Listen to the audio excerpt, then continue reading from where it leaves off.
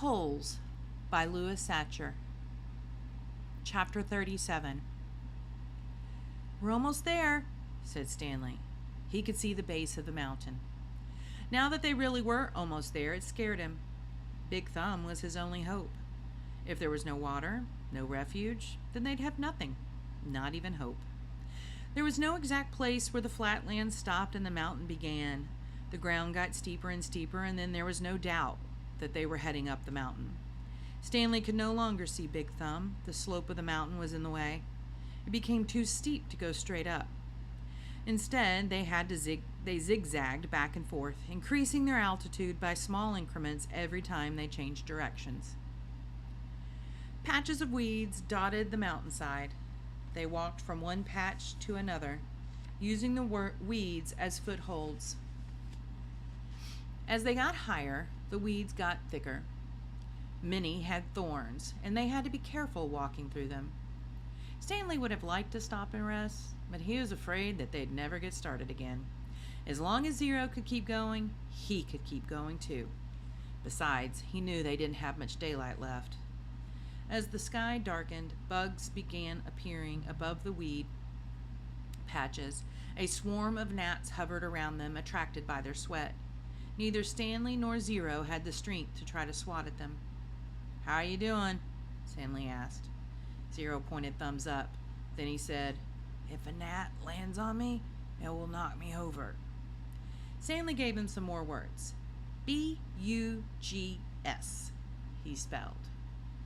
Zero concentrated hard, then said, "Boogs?" Stanley laughed. A wide smile spread across Zero's sick and weary face as well.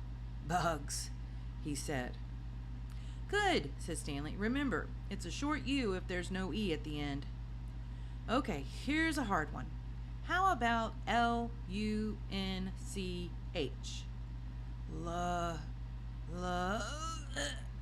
Suddenly, Zero made a horrible wrenching noise as he doubled over and grabbed his stomach. His frail body shook violently and he threw up, emptying his stomach of the sploosh. He leaned on his knees and took several deep breaths. Then he straightened up and continued going. The swarm of gnats stayed behind, preferring the contents of Zero's stomach to the sweat on the boys' faces. Stanley didn't give him any more words, thinking that he needed to save his strength. But about 10 or 15 minutes later, Zero said, "Lunch." As they climbed higher, the patches of weeds grew thicker, and they had to be careful not to get their feet tangled in thorny vines. Suddenly, Stanley realized something. There hadn't been any weeds on the lake. "Weeds and bugs," he said. There's got to be water around somewhere. We must be getting close." A wide, clown-like smile spread across Zero's face. He flashed the thumbs-up sign, then fell. He didn't get up. Stanley bent over him. "Come on, Zero," he urged. "We're getting close. Come on, Hector. Weeds and bugs. Weeds and boogs." Stanley shook him. "I've already ordered your hot fudge sundae," he said. "They're making it right now." Zero said nothing. Chapter 38. Stanley took hold of Zero's forearms and pulled him upright. Then he stooped down and let Zero fall over his right shoulder. He stood up, lifting Zero's worn-out body off the ground. He left the shovel and sack of jars behind as he continued up the mountain. Zero's legs dangled in front of him. Stanley couldn't see his feet, which made it difficult to walk through the tangled patches of weeds and vines. He concentrated on one step at a time, carefully raising and setting down each foot. He thought only about each step and not the impossible task that lay before him. Higher and higher he climbed. His strength came from somewhere deep inside himself, and also seemed to come from the outside as well. After focusing on Big Thumb for so long, it was as if the rock had absorbed his energy and now acted like a kind of giant magnet, pulling him toward it.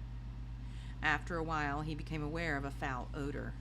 At first, he thought it came from Zero, but it seemed to be in the air, hanging heavy all around him. He also noticed that the ground wasn't as steep anymore. As the ground flattened, a huge stone precipice rose up ahead of him, just barely visible in the moonlight. It seemed to grow bigger with each step he took. It no longer resembled a thumb.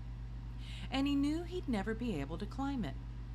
Around him, the smell became stronger. It was the bitter smell of despair. Even if he could somehow climb Big Thumb, he knew he wouldn't find water. How could there be water at the top of a giant rock?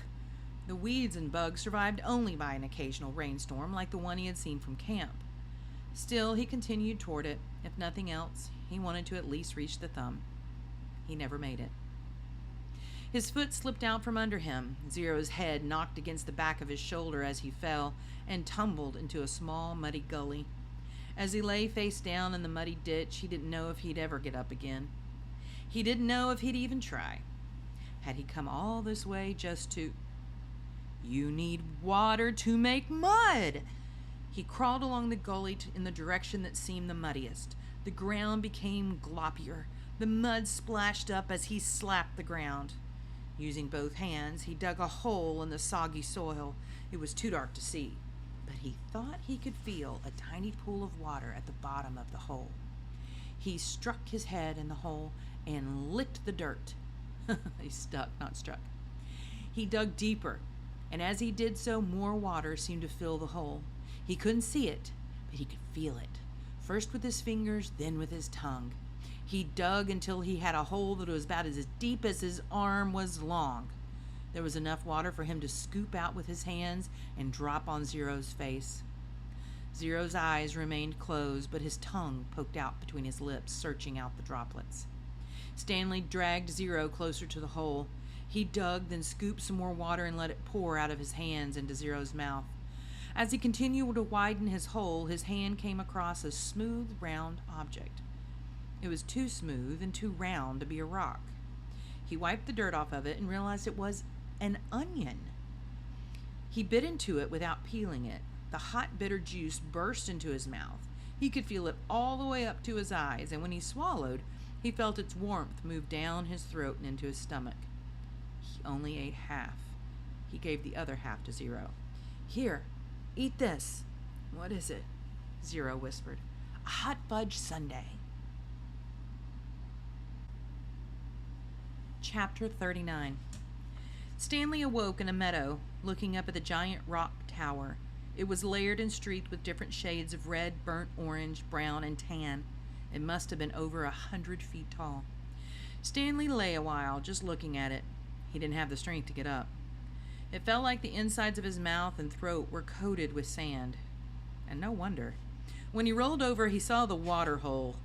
It was about 2.5 feet deep and over 3 feet wide. At the bottom lay no more than 2 inches of very brown water. His hands and fingers were sore from digging, especially under his fingernails. He scooped some dirty water into his mouth and swished it around, trying to filter it with his teeth. Zero moaned. Stanley started to say something to him, but no words came out of his mouth, and he had to try again. How you doing? It hurt to talk. Not good, Zero said quietly. With great effort, he rolled over, raised himself to his knees, and crawled to the water hole. He lowered his head into it and lapped up some water. Then he jerked back, clutched his knees to his chest, and rolled to his side. His body shook violently. Stanley thought about going back down the mountain to look for the shovel so he could make the water hole deeper. Maybe that would give them cleaner water. They could use the jars as drinking glasses. But he didn't think he had the strength to go down, let alone make it back up again, and he didn't know where to look. He struggled to his feet. He was in a field of greenish-white flowers that seemed to extend all the way around Big Thumb. He took a deep breath, then walked the last 50 yards to the giant precipice and touched it. Tag, you're it. Then he walked back to Zero and the water hole. On the way, he picked one of the flowers. It actually wasn't one big flower, he discovered, but instead, each flower was really a cluster of tiny little flowers that formed a round ball. He brought it to his mouth, but had to spit it out. He could see part of the trail he had made the night before when he carried Zero up the mountain. If he was going to head back down and look for the shovel, he realized, he should do it soon, while the trail was fresh. But he didn't want to leave Zero. He was afraid Zero might die while he was gone. Zero was still lying doubled over on his side. "I gotta tell you something," he said with a groan. "Don't talk," said Stanley. "Save your strength." "No, listen," Zero insisted. Then he closed his eyes as his face twisted with pain. "I'm listening," Stanley whispered. "I took your shoes," Zero said. Stanley didn't know what he was talking about. His shoes were on his feet. "That's all right," he said. "Just rest now." "It's all my fault," said Zero. "It's nobody's fault," said Stanley. "I didn't know," Zero said. "That's okay," Stanley said. "Just rest." Zero closed his eyes, but then again he said, "I didn't know about the shoes." "What shoes?" "From the shelter." It took a moment for Stanley to comprehend. "Clyde Livingston's shoes?" "I'm sorry," said Zero. Stanley stared at him. It was impossible. Zero was delirious. Zero's confession seemed to bring some relief. The muscles in his face relaxed. As he drifted into sleep, Stanley softly sang him the song that had been in his family for generations. If only the woodpecker sighs, the bark on the tree was just a little bit softer, while the wolf waits below, hungry and lonely, he cries to the moo. If only. Chapter 40. When Stanley found the onion the night before, he didn't question how it come to be there. He ate it gratefully. But now, as he sat gazing at Big Thumb in the meadow full of flowers, he couldn't help but wonder about it. If there was one wild onion, there could be more. He intertwined his fingers and tried to rub out the pain. Then he bent down and dug up another flower, this time pulling up the entire plant, including the root. "Onions! Fresh, hot, sweet onions!" Sam called as Mary Lou pulled the cart down Main Street. 8 cents a dozen. It was a beautiful spring morning. The sky was painted pale blue and pink, the same color as the lake and the peach trees along its shore. Mrs. Gladys Tennyson was wearing just her nightgown and robe as she came running down the street after Sam. Mrs. Tennyson was normally a very proper woman who never went out in public without dressing up in fine clothes and a hat. So it was quite surprising to the people of Green Lake to see her running past them. "Sam!" she shouted. "Whoa, Mary Lou," said Sam, stopping his mule and cart. "Good morning, Mrs. Tennyson," he said. "How's little Becca doing?" Gladys Tennyson was all smiles. "I think she's going to be all right. The fever broke about an hour ago, thanks to you." "I'm sure the good Lord and Doc Hawthorne deserve most of the credit." "Well, the good Lord, yes," agreed Mrs. Tennyson, "but not Doc Hawthorne. That quack wanted us to put leeches on her stomach." "Leeches! My word, he said they would suck out the bad blood. Now you tell me, how would a leech know good blood from bad blood?" "Oh, I wouldn't know," said Sam. "It was your onion tonic," said Mrs. Tennyson. "That's what saved her." Other townspeople made their way to the cart. "Good morning, Gladys," said Hattie Parker. "Don't you look lovely this morning?" Several people snickered. "Good morning, Hattie," Mrs. Tennyson replied. "Does your husband know you're parading about in your bedclothes?" Hattie asked. There were more snickers. "My husband knows exactly where I am and how I am dressed, thank you," said Mrs. Tennyson. "We have both been up all night and half the morning with Rebecca. She almost died from stomach sickness. It seems she ate some bad meat." Hattie's face flushed. Her husband, Jim Parker, was the butcher. "It made my husband and me sick as well," said Mrs. Tennyson, "but it nearly killed Becca. What with her being so young. Sam saved her life." "Oh, it wasn't me," said Sam. "It was the onions." "I'm glad Becca's all right," Hattie said contritely. "I keep telling Jim he needs to wash his knives," said Mrs. Pike, who owned the general store. Hattie Parker excused herself, then quickly turned and walked away. "Tell Becca that when she feels up to it to come by the store for a piece of candy," said Miss Pike. "Oh, thank you, I'll do that." Before returning home, Mrs. Tennyson bought a dozen onions from Sam. She gave him a dime and told him to keep the change. "Oh, no, I don't take charity," Sam told her. "But if you want to buy a few extra onions for Mary Lou, I'm sure she'd appreciate it." "All right, then," said Mrs. Tennyson. "Give me my change in onions." Sam gave Mrs. Tennyson an additional 3 onions, and she fed them one at a time to Mary Lou. She laughed as the old donkey ate them out of her hand. Stanley and Zero slept off and on for the next 2 days, ate onions, all they wanted, and splashed dirty water into their mouths. In the late afternoon, Big Thumb gave them shade. Stanley tried to make the hole deeper, but he really needed the shovel. His efforts just seemed to stir up the mud and make the water dirtier. Zero was sleeping. He was still very sick and weak, but the sleep and the onions seemed to be doing him some good. Stanley was no longer afraid that he would die soon. Still, he didn't want to go for the shovel while Zero was asleep. He didn't want him to wake up and think he'd been deserted. He waited for Zero to open his eyes. "I think I'll go look for the shovel," Stanley said. "I'll wait here," Zero said feebly, as if he had any other choice. Stanley headed down the mountain. The sleep and the onions had done him a lot of good as well. He felt strong. It was fairly easy to follow the trail he had made 2 days earlier. There were a few places where he wasn't sure he was going the right way, but it just took a little bit of searching before he found the trail again. He went quite a ways down the mountain, but still didn't find the shovel. He looked back up toward the top of the mountain. He must have walked right past it, he thought. There's no way he could have carried Zero all the way up from here. Still, he headed downward just in case. He came to a bare spot between 2 large patches of weeds and sat down to rest. Now he had definitely gone too far, he decided. He was tired out from walking down the hill. It would have been impossible to have carried Zero up the hill from here, especially after walking all day with no food and water. The shovel must be buried in some weeds. Before starting back up, he took one last look around in all directions. He saw a large indentation in the weeds a little farther down the mountain. It didn't seem likely that the shovel could be there, but he had already come this far. There, lying in some tall weeds, he found the shovel and the sack of jars. He was amazed.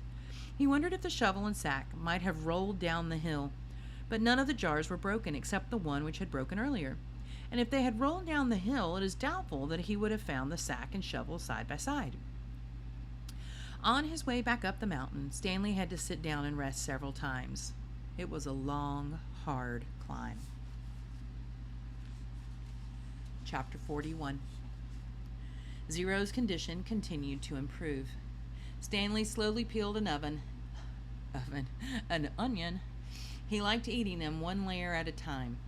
The water hole was now almost as large as the holes he had dug back at Camp Green Lake. It contained almost 2 feet of murky water. Stanley had dug it all himself. Zero had offered to help, but Stanley thought it better for Zero to save his strength. It was a lot harder to dig in water than it was in a dry lake. Stanley was surprised that he himself hadn't gotten sick, either from the sploosh, the dirty water, or from living on onions. He used to get sick quite a lot at home. Both boys were barefoot. They had washed their socks. All their clothes were very dirty, but their socks were definitely the worst. They didn't dip their socks into the hole, afraid to contaminate the water. Instead, they filled the jars and poured the water over the dirty socks. "I didn't go to the homeless shelter very often," Zero said, "just if the weather was really bad. I'd have to find someone to pretend to be my mom. If I'd just gone by myself, they would have asked me a bunch of questions. If they'd found out I didn't have a mom, they would have made me a ward of the state." "What's a ward of the state?" Zero smiled. "I don't know, but I didn't like the sound of it." Zero remembered Mr. Pendansky telling the warden that Zero was a ward of the state. He wondered if Zero knew he'd become one. "I like sleeping outside," said Zero. "I used to pretend I was a Cub Scout. I always wanted to be a Cub Scout. I'd see them at the park in their blue uniforms." "I was never a Cub Scout," said Stanley. "I wasn't good at social stuff like that. Kids made fun of me because I was fat." "I liked the blue uniforms," said Zero. "Maybe I wouldn't have liked being a Cub Scout." Stanley shrugged one shoulder. "My mother was once a Girl Scout," said Zero. "I thought you said you didn't have a mother." "Everybody has a mother." "Well, yeah, I know that. She said she once won a prize for selling the most Girl Scout cookies," said Zero. "She was real proud of that." Stanley peeled off another layer of his onion. We always took what we needed, Zero said. When I was little, I didn't even know it was stealing. I don't remember when I found out, but we just took what we needed, never more. So when I saw the shoes on display in the shelter, I just reached in the glass case and took them. Clyde Livingston's shoes? Asked Stanley. I didn't know they were his. I just thought they were somebody's old shoes. It was better to take someone's old shoes, I thought, than steal a pair of new ones. I didn't know they were famous. There was a sign, but of course I couldn't read it. Then the next thing I know, everybody's making this big deal about how the shoes are missing. It was kind of funny in a way. The whole place was going crazy. There I was, wearing the shoes, and everyone's running around saying, "What happened to the shoes? The shoes are gone." I just walked out the door. No one noticed me. When I got outside, I ran around the corner and immediately took off the shoes. I put them on top of a parked car. I remember they smelled really bad. Yeah, those were them, Stanley said. Did they fit you? Pretty much. Stanley remembered being surprised at Clyde Livingston's small shoe size. Stanley's shoes were bigger. Clyde Livingston had small, quick feet. Stanley's feet were big and slow. I should have just kept them, said Zero. I'd already made it out of the shelter and everything. I ended up getting arrested the next day when I tried to walk out of a shoe store with a new pair of sneakers. If I'd just kept those old smelly sneakers, then neither one of us would be here right now. Chapter 42. Zero became strong enough to help dig the hole. When he finished, it was over 6 feet deep. He filled the bottom with rocks to help separate the water from the dirt. He was still the best hole digger around. That's the last hole I'll ever dig, he declared, throwing down the shovel. Stanley smiled. He wished it were true, but he knew they had no choice but to eventually return to Camp Green Lake. They couldn't live on onions forever. They had been completely around Big Thumb. It was like a giant sundial. They followed the shade. They were able to see out in all directions. There was no place to go. The mountain was surrounded by desert. Zero stared at Big Thumb. It must have a hole in it, he said, filled with water. You think? Where else could the water come from? Zero asked. Water doesn't run uphill. Isn't that what Sam would always say, though? The water ran uphill? Stanley bit into an onion. It didn't burn his eyes or nose, and in fact, he no longer noticed a particularly strong taste. He remembered when he had first carried Zero up the hill, how the air had smelled bitter. It was the smell of thousands of onions, growing and rotting and sprouting. Now he didn't smell a thing. How many onions do you think we've eaten? He asked. Zero shrugged. I don't even know how long we've been here. I'd say about a week, said Stanley, and we probably each eat about 20 onions a day. So that's 280 onions, said Zero. Stanley smiled. I bet we really stink. 2 nights later, Stanley lay awake, staring up to the star-filled sky. He was too happy to fall asleep. He knew he had no reason to be happy. He had heard or read somewhere that right before a person freezes to death, he suddenly feels nice and warm. He wondered if perhaps he was experiencing something like that. It occurred to him that he couldn't remember the last time he felt happiness. It wasn't just being sent to Camp Green Lake that had made his life miserable.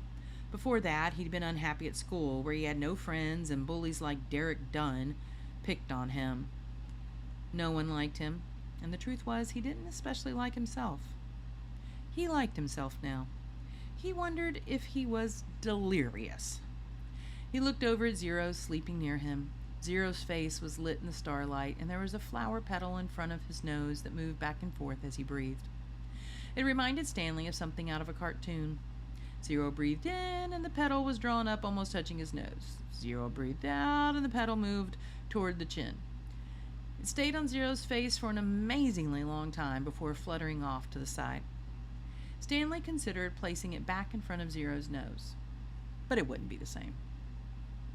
It seemed like Zero had lived at Camp Green Lake forever, but as Stanley thought about it now, he realized that Zero must have gotten there no more than a month or 2 before him. Zero was actually arrested a day later, but Stanley's trial kept getting delayed because of baseball. He remembered what Zero had said a few days before. If Zero had kept those shoes, then neither of them would be here right now. As Stanley stared at the glittering night sky, he thought there was no place he would rather be. He was glad Zero put the shoes on the parked car. He was glad they fell from the overpass and hit him on the head. When the shoes first fell from the sky, he remembered thinking that destiny had struck him. Now, he thought so again. It was more than a coincidence. It had to be destiny. Maybe they wouldn't have to return to Camp Green Lake, he thought. Maybe they could make it past the camp. Then follow the dirt road back to civilization. They could fill the sack with onions and the 3 jars with water, and he had his canteen as well. They could refill their jars and canteen at the camp. Maybe sneak into the kitchen and get some food. He doubted any counselors were still on guard. Everyone had to think they were dead. Buzzard food. It would mean living the rest of his life as a fugitive. The police would always be after him. At least he could call his parents and tell them he was alive. But he couldn't go visit them, in case the police were watching the apartment. Although if everyone thought he was dead, they wouldn't bother to watch the apartment. He would have to somehow get a new identity. Now I'm really thinking crazy, he thought. He wondered if a crazy person wonders if he's crazy. But even as he thought this, an even crazier idea kept popping into his head. He knew it was too crazy to even consider. Still, if he was going to be a fugitive for the rest of his life, it would help to have some money. Perhaps a treasure chest full of money. You're crazy, he told himself. Besides, just because he found a lipstick container with KB on it, that didn't mean there was a treasure buried there. It was crazy. It was all part of his crazy feelings of happiness. Or maybe it was destiny. He reached over and shook Zero's arm. Hey, Zero, he whispered. Huh? Zero muttered. Zero, wake up. What? Zero raised up his head. What is it? You want to dig one more hole? Stanley asked him. Chapter 43. We weren't always homeless, Zero said. I remember a yellow room. How old were you when you, Stanley started to ask, but he couldn't find the right words. Moved out. I don't know. I must have been real little because I don't remember too much. I don't remember moving out. I remember standing in a crib with my mother singing to me. She held my wrist and made my hands clap together. She used to sing that song to me. That one you sang, it was different though. Zero spoke slowly, as if searching his brain for memories and clues. And then later, I know we lived on the street, but I don't know why we left the house. Pretty sure it was a house and not an apartment. I know my room was yellow. It was late afternoon. They were resting in the shadow of the thumb. They had spent the morning picking onions and putting them in the sack. It didn't take long, but long enough so that they had to wait another day before heading down the mountain. They wanted to leave at the first hint of daylight so they'd have plenty of time to make it to Camp Green Lake before dark. Uh-oh, why are they going back to Camp Green Lake? Stanley wanted to be sure he could find the right hole. Then they would hide by it until everyone went to sleep. They would dig for as long as it seemed safe and not a second longer. And then, treasure or no treasure, they'd head up the dirt road. If it was absolutely safe, they'd try to steal some food and water from the camp kitchen. I'm good at sneaking in and out of places, Zero had said. Remember, Stanley had warned, the door to the rec room squeaks. Now he lay on his back, trying to save his strength for the long days ahead. He wondered what happened to Zero's parents, but he didn't ask. Zero didn't like answering questions. It was better just to let him talk when he felt like it. Stanley thought about his own parents. In her last letter, his mom was worried that they might be evicted from the apartment because of the smell of burning sneakers. They could easily become homeless as well. Again, he wondered if they'd been told that he ran away from camp. Were they told that he was dead? An image appeared in his head of his parents hugging each other and crying. He tried not to think about it. Instead, he tried to recapture the feelings he had had the night before, the inexplicable feeling of happiness, the sense of destiny. But those feelings didn't return. He just felt scared. The next morning, they headed down the mountain. They dunked their caps in the water hole before putting them on their heads. Zero held the shovel and Stanley carried the sack, which was crammed with onions and the 3 jars of water. They left the pieces of the broken jar on the mountain. "This is where I found the shovel," Stanley said, pointing out a patch of weeds. Zero turned and looked up toward the top of the mountain. "That's a long way." "You were light," Stanley said. "You'd already thrown up everything that was inside your stomach." He shifted the sack from one shoulder to the other. It was heavy. He stepped on a loose rock, slipped, then fell hard.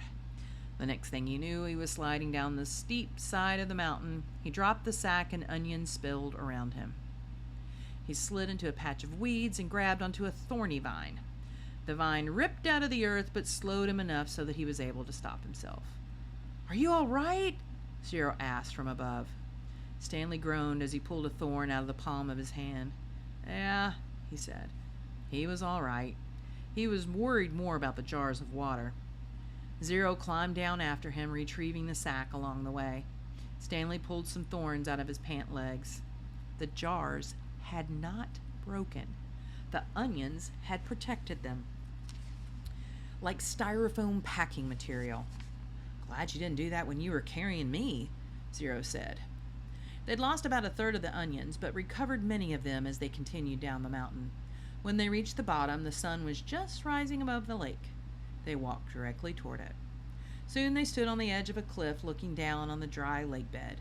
Stanley wasn't sure, but he thought he could see the remains of the Mary Lou off in the distance. "You thirsty?" Stanley asked. "No," said Zero. "How about you?" "No," Stanley lied. He didn't want to be the first one to take a drink. Although they didn't mention it, it had become a kind of challenge between him and Zero. They climbed down into the frying pan. It was a different spot from where they had climbed up. They eased themselves down from one ledge to another and let themselves slide in other places, being especially careful with the sack. Stanley could no longer see the Mary Lou, but headed in what he thought was the right direction. As the sun rose, so did the familiar haze of heat and dirt. "You thirsty?" Zero asked. "Nope," said Stanley. "Because you have 3 full jars of water," said Zero. "I thought maybe it was getting too heavy for you. If you drink some, it will lighten your load." "I'm not thirsty," said Stanley, "but if you want a drink, I'll give you some." "I'm not thirsty," said Zero. "I was just worried about you." Stanley smiled. "I'm a camel," he said. They walked for what seemed like a very long time and still never came across the Mary Lou. Stanley was pretty sure they were heading the right direction. He remembered that when they left the boat, they were headed toward the setting sun. Now they were headed toward the rising sun. He knew the sun didn't rise and set exactly in the east and west, more southeast and southwest, but he wasn't sure how that made a difference. His throat felt as if it was coated with sandpaper. "You sure you're not thirsty?" he asked. "Nope, not me," said Zero. His voice was dry and raspy. When they did finally take a drink, they agreed to do it at the same time. Zero, who was now carrying the sack, set it down and took out 2 jars, giving one to Stanley. They decided to save the canteen for last, since it couldn't accidentally break. "You know I'm not thirsty," Stanley said, as he unscrewed the lid. "I'm just drinking so you will." "I'm just drinking so you will," said Zero. They clinked the jars together and each watching the other poured the water into their stubborn mouths. Zero was the first to spot Mary Lou. Maybe a 1/4 mile away, and just a little off to the right. They headed for it. It wasn't even noon yet when they reached the boat. They sat against the shady side and rested. "I don't know what happened to my mother," Zero said. "She left and never came back." Stanley peeled an onion.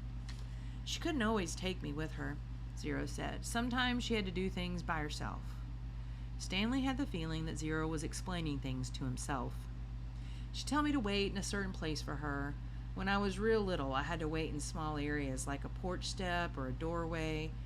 'Now don't leave here until I get back,' she'd say." "I never liked it when she left. I had a stuffed animal, a little giraffe. Dad hugged it the whole time she was gone. When I got bigger, I was allowed to stay in bigger areas like stay on this block or don't leave the park. But even then, I still held Jaffy." Stanley guessed that Jaffy was the name of Zero's giraffe. "And then one day, she didn't come back," Zero said. His voice sounded suddenly hollow. "I waited for her at Laney Park." "Laney Park?" said Stanley. "I've been there." "You know the playscape?" asked Zero. "Yeah, I've played on it." "I waited there for more than a month," said Zero. You know that tunnel that you crawl through between the slide and the swinging bridge? That's where I slept. They ate 4 onions apiece and drank about half a jar of water. Stanley stood up and looked around. Everything looked the same in all directions. When I left camp, I was heading straight toward Big Thumb, he said. I saw the boat off to the right, so that means we have to turn a little to the left. Zero was lost in thought. What? Okay, he said. They headed out. It was Stanley's turn to carry the sack. Some kids had a birthday party, Zero said. I guess it was about 2 weeks after my mother left. There was a picnic table next to the playscape and balloons were tied to it. The kids looked to be about the same age as me.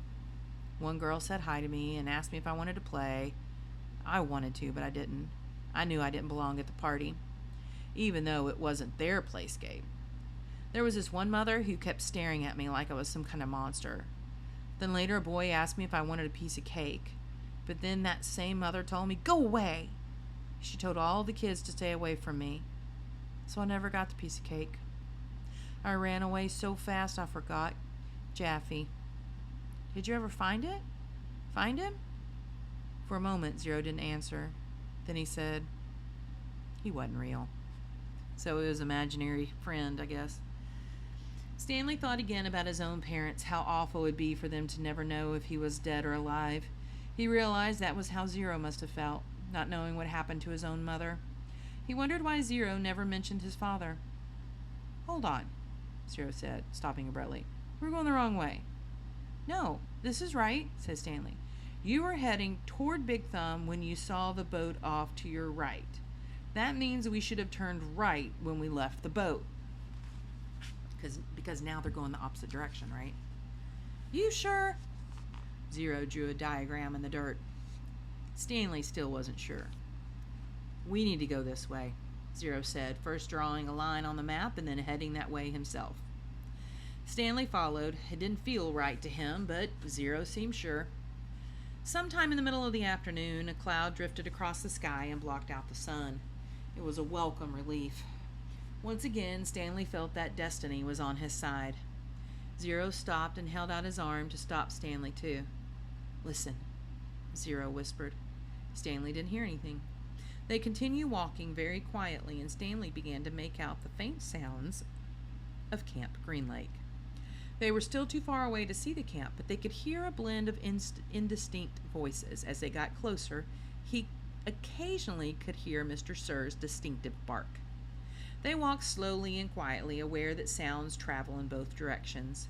They approached a cluster of holes. Let's wait here until they go in, said Zero. Stanley nodded. He checked to make sure there was nothing living in it, then climbed down into a hole. Zero climbed into the one next to him. Despite having gone the wrong way for a while, it hadn't taken them nearly as long as Stanley had expected. Now they just had to wait. The sun cut through the cloud, and Stanley felt its rays beating down on him. But soon more clouds filled the sky, shading Stanley and his hole. He waited until he was certain the last of the campers had finished for the day. Then he waited a little longer. As quietly as possible, he and Zero climbed up out of their holes and crept toward camp. Stanley held the sack in front of him, cradled in his arms, instead of over his shoulder, to keep the jars from clinking against each other. A wave of terror rushed over him when he saw the compound, the tents, the rec room, the warden's cabin under the 2 oak trees. The fear made him dizzy. He took a breath, summoned his courage, and continued. That's the one, he whispered, pointing out the hole where he found his gold tube. It was still about 50 yards away, but Stanley was pretty sure it was the right hole. There was no need to risk getting any closer. They climbed down into adjacent holes and waited for the camp to fall asleep. Chapter 44. Stanley tried to sleep, not knowing when he'd get the chance again. He heard the showers and later the sounds of dinner. He heard the creaking of the rec room door. His fingers drummed against the side of the hole. He heard his own heartbeat. He took a drink from the canteen. He had given Zero the water jars. They each had a good supply of onions. He wasn't sure how long he remained in the hole. Maybe 5 hours? He was surprised when he heard Zero whispering for him to wake up. He didn't think he'd fallen asleep. If he had, he thought it must have just been for the last 5 minutes. Although when he opened his eyes, he was surprised how dark it was. There was only one light on at camp, in the office. The sky was cloudy, so there was very little starlight. Stanley could see a sliver of a moon, which appeared and disappeared among the clouds. He carefully led Zero to the hole, which was hard to find in the darkness. He stumbled over a small pile of dirt. "I think this is it," he whispered. "You think?" said Zero. "It's it," said Stanley, sounding more certain than he really was. He climbed down. Zero handed him the shovel. Stanley stuck the shovel into the dirt at the bottom of the hole and stepped on the back of the blade. He felt it sink beneath his weight. He scooped out some dirt and tossed it off to the side. Then he brought the shovel back down. Zero watched for a while. "I'm going to try to refill the water jars," he said. Stanley took a deep breath and exhaled. "Be careful," he said, then continued digging.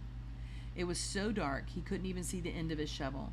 For all he knew, he was digging up gold and diamonds instead of dirt. He brought each shovelful close to his face to try to see if anything was there before dumping it out of the hole. As he made the hole deeper, it became harder to lift the dirt up and out. It was 5 feet deep before he even started. He decided to use his efforts to make it wider instead. This made more sense, he told himself. If Kate Barlow had buried a treasure, she probably wouldn't have been able to dig much deeper, so why should he? Of course, Kate Barlow probably had a whole gang of thieves helping her. "You want some breakfast?" Stanley jumped at the sound of Zero's voice. He hadn't heard him approach. Zero handed down a box of cereal. Stanley carefully poured some cereal into his mouth. He didn't want to put his dirty hands inside the box. He nearly gagged on the ultra-sweet taste. They were sugar-frosted flakes, and after eating nothing but onions for more than a week, he had trouble adjusting to the flavor. He washed them down with a swig of water. Zero took over the digging. Stanley sifted his fingers through the fresh piles of dirt in case he had missed anything. He wished he had a flashlight.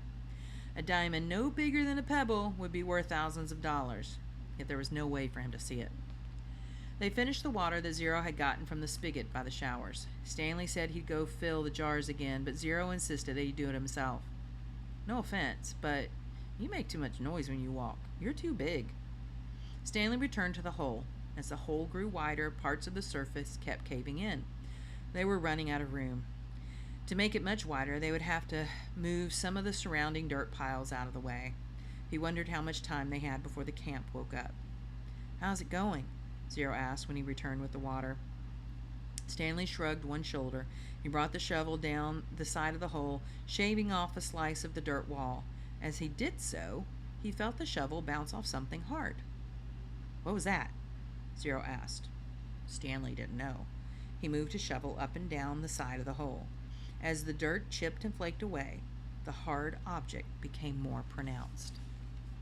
It was sticking out of the side of the hole, about 1.5 feet from the bottom. He felt it with his hands. "What is it?" Zero asked.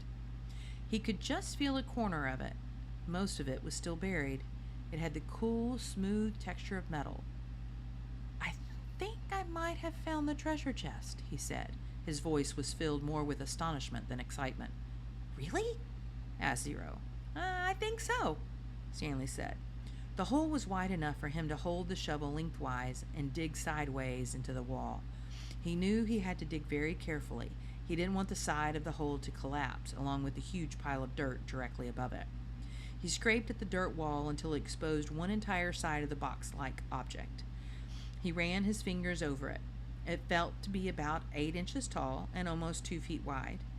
He had no way of knowing how far into the earth it extended. He tried pulling it out, but it wouldn't budge. He was afraid that the only way to get it out was to start back up at the surface and dig down. They didn't have time for that. "I'm going to try to dig a hole under it," he said. "Then maybe I can pull it down and slip it out." "Go for it," said Zero. Stanley jammed the shovel into the bottom edge of his hole and carefully began to dig a tunnel underneath the metal object. He hoped it didn't cave in. Occasionally he'd stop, stoop down, and try to feel the far edge of the box. But even when the tunnel was as long as his arm, he still couldn't feel the other side. Once again he tried pulling it out, but it was firmly in the ground. If he pulled too hard, he feared he'd cause a cave-in. He knew that when he was ready to pull it out, he would have to do it quickly before the ground above it collapsed.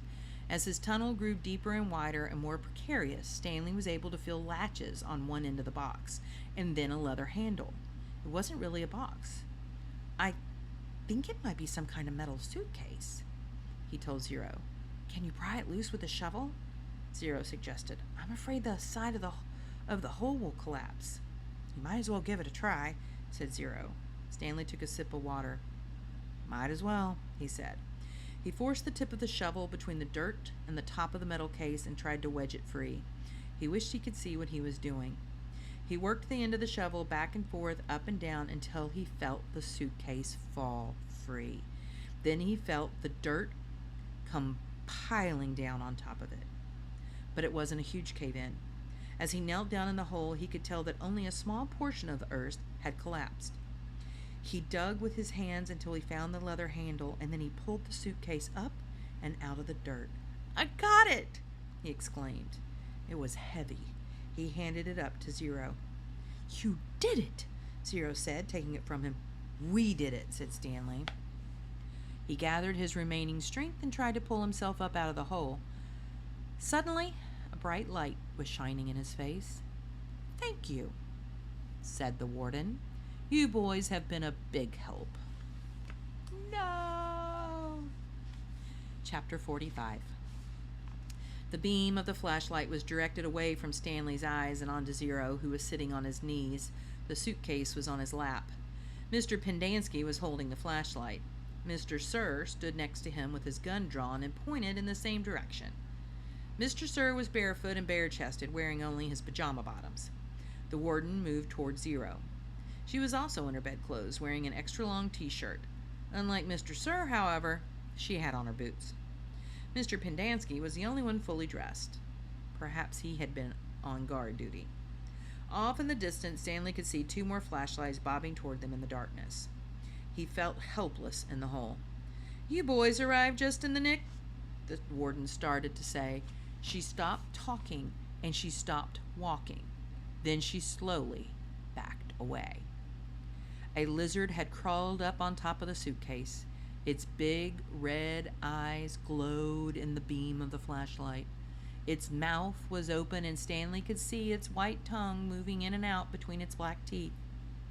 Zero sat as still as a statue. A second lizard crawled up over the side of the suitcase and stopped less than an inch away from Zero's little finger. Stanley was afraid to look, and afraid not to. He wondered if he should try to scramble out of the hole before the lizards turned on him, but he didn't want to cause any commotion. The second lizard crawled across Zero's fingers and halfway up his arm. It occurred to Stanley that the lizards were probably on the suitcase when he handed it to Zero. "There's another one!" gasped Mr. Pendanski. He shined the flashlight on the box of Frosted Flakes which lay on its side beside Stanley's hole. A lizard was crawling out of it. The light also illuminated Stanley's hole. He glanced downward and had to force himself to suppress a scream. He was standing in a lizard nest. He felt the scream explode inside him. He could see 6 lizards. There were 3 on the ground, 2 on his left leg, and 1 on his right sneaker. He tried to remain very still. Something was crawling up the back of his neck. 3 other counselors approached the area. Stanley heard one of them say, "What's going on?" "Oh my God." "What do we do?" asked Mr. Pendanski. "We wait," said the warden. "It won't be very long. At least we'll have a body to give that woman," said Mr. Pendanski. "She's going to ask a lot of questions," said Mr. Sir, "and this time she'll have the AG with her." "Let her ask questions," said the warden. "Just so long as I have the suitcase, I don't care what happens. Do you know how long—" Her voice trailed off, then started up again. "When I was little, I'd watch my parents dig holes every weekend and holiday. When I got bigger, I had to dig too, even on Christmas." Stanley felt tiny claws dig into the side of his face as the lizard pulled itself off his neck and up past his chin. "It won't be long now," the warden said. Stanley could hear his heartbeat. Each beat told him he was still alive, at least for 1 more second. Chapter 46. 500 seconds later, his heart was still beating. Mr. Pendanski screamed. Did I say chapter 46? Okay. The lizard, which had been in the cereal box, was springing toward him. Mr. Sir shot it in midair. Stanley felt the blast shatter the air around him. The lizard scurried frantically across his very still body. He did not flinch. A lizard ran across his closed mouth. He glanced at Zero, and Zero's eyes met his. Somehow they were both still alive, at least for one more second, one more heartbeat. Mr. Sir lit a cigarette. "I thought you quit," said one of the counselors. "Yeah, well, sometimes sunflower seeds just won't cut it." He took a long drag on his cigarette. "I'm going to have nightmares the rest of my life." "Maybe we should just shoot them," suggested Mr. Pendanski. "Who?" asked the counselor. "The lizard or the kids?" Mr. Pendanski laughed grimly. "The kids are going to die anyway." He laughed again. "At least we got plenty of graves to choose from." "We've got time," said the warden. "I've waited this long. I can wait another few." Her voice trailed off. Stanley felt the lizard crawl in and out of his pocket. "We're going to keep our story simple," said the warden. "That woman's going to ask a lot of questions. The AG will most likely initiate an investigation. So this is what happened. Stanley tried to run away in the night, fell in a hole, and the lizards got him. That's it. We're not even going to give them Zero's body. As far as anybody knows, Zero doesn't exist. Like Mom said, we got plenty of graves to choose from." "Why would he run away if he knew he was getting released today?" asked Mr. Pendanski. "Who knows? He's crazy. That was why we couldn't release him yesterday. He was delirious, and we had to keep watch over him so he wouldn't hurt himself or anybody else." "She's not going to like it," said Mr. Pendanski. "She's not going to like anything we tell her," said the warden. She stared at Zero and at the suitcase. "Why aren't you dead yet?" she asked. Stanley only half listened to the talk of the counselors. He didn't know who that woman was or what AG meant. He didn't even realize they were initials. It sounded like one word, AG. His mind was focused on the tiny claws that moved up and down his skin and through his hair. He tried to think about other things. He didn't want to die with the images of the warden, Mr. Sir, and the lizards etched into his brain. Instead, he tried to see his mother's face. His brain took him back to a time when he was very little, all bundled up in a snowsuit. He and his mother were walking hand in hand, mitten in mitten, when they both slipped on some ice and fell and rolled down a snow-covered hillside. They ended up on the bottom of the hill. He remembered he almost cried, but instead he laughed. His mother laughed too. He could feel the same lightheaded feeling he felt then, dizzy from rolling down the hill. He felt the sharp coldness of the snow against his ear. He could see flecks of snow on his mother's bright and cheery face. This was where he wanted to be when he died. "Hey, caveman, guess what?" said Mr. Sir. "You're innocent after all. I thought you'd like to know. Your lawyer came to get you yesterday. Too bad you weren't here." The words meant nothing to Stanley, who was still in the snow. He and his mother climbed back up the hill and rolled down again, this time on purpose. Later, they had hot chocolate and lots of melted marshmallows. "It's getting close to 4:30, said Mr. Pendanski. "They'll be waking up." The warden told the counselors to return to the tents. She told them to give the campers breakfast and to make sure they didn't talk to anyone. As long as they did as they were told, they wouldn't have to dig any more holes. If they talked, they would be severely punished. "How should we say they would be punished?" one of the counselors asked. "Let them use their imagination," said the warden. Stanley watched the counselors return to the tents, leaving only the warden and Mr. Sir behind. He knew the warden didn't care whether the campers dug any more holes or not. She'd found what she was looking for. He glanced at Zero. A lizard was perched on his shoulder. Zero remained perfectly still except for his right hand, which slowly formed into a fist. Then he raised his thumb, giving Stanley the thumbs-up sign. Stanley thought back to what Mr. Sir had said to him earlier and the bits of conversation he'd overheard. He tried to make sense out of it. Mr. Sir had said something about a lawyer, but Stanley knew his parents couldn't afford a lawyer. His legs were sore from remaining rigid for so long. Standing still was more strenuous than walking. He slowly allowed himself to lean against the side of the hole. The lizards didn't seem to mind. Chapter 47. The sun was up and Stanley's heart was still beating. There were 8 lizards in the hole with him. Each one had exactly 11 yellow spots.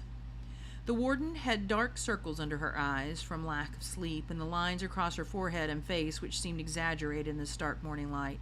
Her skin looked blotchy. "Satan," said Zero. Stanley looked at him, unsure if Zero had even spoken, or if he'd just imagined it. "Why don't you go see if you can take the suitcase from Zero?" the warden suggested. "Yeah, right," said Mr. Sir. "The lizards obviously aren't hungry," said the warden. "Then you go get the suitcase," said Mr. Sir. They waited. "Satanly," said Zero. Sometime later, Stanley saw a tarantula crawl across the dirt, not too far from his hole. He had never seen a tarantula before, but there was no doubt what it was. He was momentarily fascinated by it, as its big, hairy body moved slowly and steadily along. "Look, tarantula," said Mr. Sir, also fascinated. "I've never seen one," said the warden, "except in..." Stanley suddenly felt a sharp sting on the side of his neck. The lizard had bitten him. It was merely hadn't bitten him. Whew, that was close. The lizard hadn't bitten him, however. It was merely pushing off. It leapt off Stanley's neck and pounced on the tarantula. The last Stanley saw of it was one hairy leg sticking out of the lizard's mouth. "Not hungry, huh?" said Mr. Sir. Stanley tried to return to the snow, but it was harder to get there when the sun was up. As the sun rose, the lizards moved lower in the hole, keeping mainly in the shade. They were no longer on his head and shoulders, but had moved down to his stomach, legs, and feet. He couldn't see any lizards on Zero, but believed there were 2 between Zero's knees, shaded from the sun by the suitcase. "How are you doing?" Stanley asked quietly. He didn't whisper, but his voice was dry and raspy. "My legs are numb," said Zero.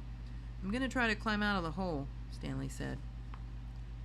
As he tried to pull himself up, using just his arms, he felt a claw dig into his ankle. He gently eased himself back down. Is your last name your first name backwards?" Zero asked. Stanley stared at him in amazement. Had he been working on that all night? He heard the sound of approaching cars. Mr. Sir and the warden heard it as well. "You think it's them?" asked the warden. "Well, it ain't the Girl Scouts selling cookies," said Mr. Sir. He heard the cars come to a stop and the doors open and shut. A little while later, he saw Mr. Pendanski and 2 strangers coming across the lake. One was a tall man in a business suit and a cowboy hat. The other was a short woman holding a briefcase. The woman had to take 3 steps for every 2 taken by the man. "Stanley Yelnats," she called, moving out ahead of the others. "I suggest you don't come any closer," said Mr. Sir. "You can't stop me," she snapped, then took a second glance at him wearing pajama pants and nothing else. "We'll get you out of there, Stanley," she said. "Don't you worry." She appeared to be Hispanic, with straight black hair and dark eyes. She spoke with a little bit of a Mexican accent, trilling her R's. "What in tarnation?" the tall man exclaimed as he came up behind her. She turned on him. "I'm telling you right now, if any harm comes to him, we will be filing charges not only against Miss Walker and Camp Green Lake, but the entire state of Texas as well. Child abuse, false imprisonment, torture." The man was more than a head taller than she and was able to look directly over her as he spoke to the warden. "How long have they been in there?" "All night, as you can see by the way we're dressed. They snuck into my cabin while I was asleep and stole my suitcase. I chased after them and they ran out here and fell into the lizard's nest. I don't know what they were thinking." "That's not true," Stanley said. "Stanley, as your attorney, I advise you not to say anything," said the woman, "until you and I have had a chance to talk in private." Stanley wondered why the warden lied about the suitcase. He wondered who it legally belonged to. That was one thing he wanted to ask his lawyer, if she really was his lawyer. "It's a miracle they're still alive," said the tall man. "Yes, it is," the warden agreed, with just a trace of disappointment in her voice. "And they better come out of this alive," Stanley's lawyer warned. "This wouldn't have happened if you'd released him to me yesterday." "It wouldn't have happened if he wasn't a thief," said the warden. "I told him I would be set free today. That he would be set free today, and I guess he decided he'd try to take some of my valuables with him. He's been delirious for the last week." "Why didn't you release him when she came to you yesterday?" the tall man asked. "She didn't have proper authorization," said the warden. "I had a court order." "It wasn't authenticated," the warden said. "Authenticated? It was signed by the judge who sentenced him." "I needed authentication from the Attorney General," said the warden. "How do I know it's legitimate? The boys in my custody have proven themselves dangerous to society, and I'm supposed to just turn them loose at any time someone hands me a piece of paper?" "Yes," said the woman, "if it's a court order." Stanley had been hospitalized for the last few days, the warden explained. "He's been suffering from hallucinations and delirium, ranting and raving. He was in no condition to leave. The fact that he was trying to steal from me on the day before his release proves—" Stanley tried to climb out of the hole, using mostly his arms so as not to disturb the lizards too much. As he pulled himself upward, the lizards moved downward, keeping out of the sun's direct rays. He swung his legs up and over, and the last of the lizards hopped off. "Oh, thank God!" exclaimed the warden. She started toward him, then stopped. A lizard crawled out of his pocket and down his leg. Stanley was overcome by a rush of dizziness and almost fell over. He steadied himself, then reached down, took hold of Zero's arm, and helped him slowly to his feet. Zero still held the suitcase. The lizards, which had been hiding under it, scurried quickly into the hole. Mr. Pendanski returned with 2 cartons of orange juice and 2 bagels. Stanley drank the juice but didn't feel like eating anything. "Wait!" the warden exclaimed. "I didn't say they stole the suitcase. It's his suitcase, obviously, but he put things from my cabin inside it." "That isn't what you said earlier," said Miss Marengo. Did I skip a page? Oh, yes. I am so sorry. I skipped a page. I didn't think that made a lick of sense. So let's go back just a smidge. Forgive me. So it says the lizards which had been hiding under it scurried quickly into the hole. Stanley and Zero staggered away. The warden rushed to them. She hugged Zero. "Thank God you're alive," she said as she tried to take the suitcase from him. He jerked it free. "It belongs to Stanley," he said. "Don't cause any more trouble," the warden warned. "You stole it from my cabin, and you've been caught red-handed. If I press charges, Stanley might have to return to prison. Now, I'm willing, in the view of all the circumstances, to—" "It's got his name on it," said Zero. Stanley's lawyer pushed past the tall man to have a look. "See?" Zero showed her. "Stanley Yelnats." Stanley looked too. There in big black letters was Stanley Yelnats. The tall man looked over the heads of the others at the name on the suitcase. "You say he stole it from your cabin?" The warden stared at it in disbelief. "That's it's She couldn't even say it. Chapter 48. They slowly walked back to camp. The tall man was the Texas Attorney General, the chief law enforcement officer for the state. Stanley's lawyer was named Miss Marengo. Stanley held the suitcase. He was so tired he couldn't think straight. He felt as if he was walking in a dream, not quite able to comprehend what was going on around him. They stopped in front of the camp office. Mr. Sir went inside to get Stanley's belongings. The Attorney General told Mr. Pendanski to get the boys something to drink and eat. The warden seemed as dazed as Stanley. "You can't even read," she said to Zero. Zero said nothing. Mr. Marengo put a hand on Stanley's shoulder and told him to hang in there. He would be seeing his parents soon. She was shorter than Stanley, but somehow gave the appearance of being tall. The warden turned to Mr. Pendanski. "Bring me Hector Zeroni's file." No, wait a second. My pages keep sticking together. Holy guacamole, I did it again. She was shorter than Stanley, but somehow gave the appearance of being tall. Mr. Pendanski returned with 2 cartons of orange juice and 2 bagels. Stanley drank the juice, but didn't feel like eating anything. "Wait!" the warden exclaimed. "I didn't say they stole the suitcase. It's his suitcase, obviously. He put my things from my cabin inside it." "That isn't what you said earlier," said Miss Marengo. "What's in the suitcase?" the warden asked Stanley. "Tell us what's in it. Then we'll open it and see." Stanley didn't know what to do. "Stanley, as your lawyer, I advise you not to open your suitcase," said Miss Marengo. "He has to open it," said the warden. "I have the right to check the personal property of any of the detainees. How do I know there aren't drugs or weapons in there? He stole a car, too. I've got witnesses." She was nearly hysterical. "He is no longer under your jurisdiction," said Stanley's lawyer. "He has not been officially released," said the warden. "Open the suitcase, Stanley." "Do not open it," said Stanley's lawyer. Stanley did nothing. Mr. Sir returned from the office with Stanley's backpack and clothes. The Attorney General handed Miss Marengo a sheet of paper. "You're free to go," he said to Stanley. "I know you're anxious to get out of here, so you can just keep the orange suit as a souvenir or burn it, whatever you want. Good luck, Stanley." He reached out his hand to shake, but Miss Marengo hurried Stanley away. "Come on, Stanley," she said. "We have a lot to talk about." Stanley stopped and turned to look at Zero. He couldn't just leave him here. Zero gave him a thumbs up. "I can't leave Hector," Stanley said. "I suggest we go," said the lawyer with a sense of urgency in her voice. "I'll be okay," said Zero. His eyes shifted toward Mr. Pendanski on one side of him and the warden and Mr. Sir on the other. "There's nothing I can do for your friend," said Miss Marengo. "You are released pursuant to an order from the judge." "They'll kill him," said Stanley. "Your friend is not in danger," said the Attorney General. "There's going to be an investigation into everything that's happened here. For the present, I'm taking charge of the camp." "Come on, Stanley," said the lawyer. "Your parents are waiting." Stanley stayed where he was. His lawyer sighed. "Fine. May I have a look at Hector's file?" she asked. "Certainly," said the Attorney General. "Miss Walker, go get Hector's file." She looked at him blankly. "Well, do you remember what they did with Hector's file? Think back." The warden turned to Mr. Pendanski. "Bring me Hector Zeroni's file."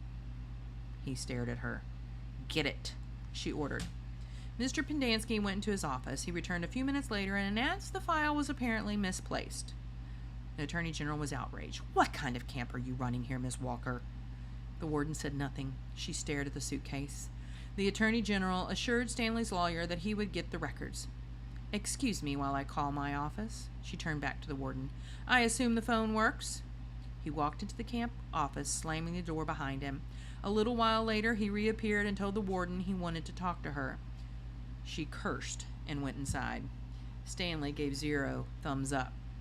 "Caveman? Is that you?" He turned to see Armpit and Squid coming out of the rec room. Squid shouted back into the rec room, "Caveman and Zero are out here."